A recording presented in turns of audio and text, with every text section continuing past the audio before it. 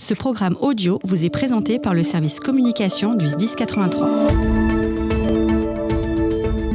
Colonel Combes, bonjour et merci d'être avec nous par téléphone depuis le Chili. Bonjour à vous. Vous êtes le chef du détachement français envoyé en renfort au Chili pour lutter contre les incendies dévastateurs. Alors un détachement composé de 80 sapeurs-pompiers français, de marins-pompiers, de Marseille et de formation militaire de la sécurité civile.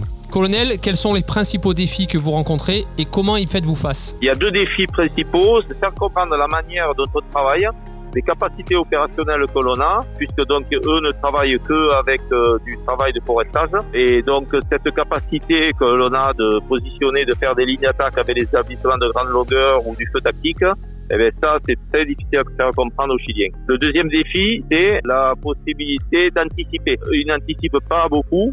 Et donc, faire des reconnaissances, regarder une anticipation à 3, 4, 5 heures, ils voient pas trop l'intérêt.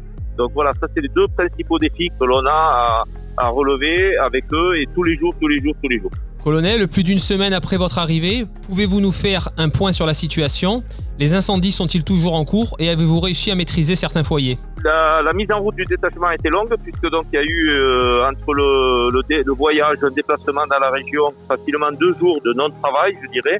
Et nous avons été engagés qu'à partir de vendredi sur déjà un feu de 40 à 50 hectares que l'on a réussi à pratiquement à maîtriser et presque éteindre, puisqu'avec l'humidité de la nuit, il n'y a pas eu de reprise le lendemain. Et ensuite, nous avions été engagés sur d'autres feux importants, mais en deuxième rideau, c'est-à-dire faire tout ce qui est lisière, point chaud, etc. Et ce n'est qu'à partir d'hier qu'on est réellement engagé aussi sur un très gros feu qui va avoisiner entre, je pense, 1000 et 2000 hectares pour justement, ça fait le deuxième jour où on y est et c'est un feu qui va durer certainement plusieurs jours. Colonel, merci beaucoup pour toutes ces précisions.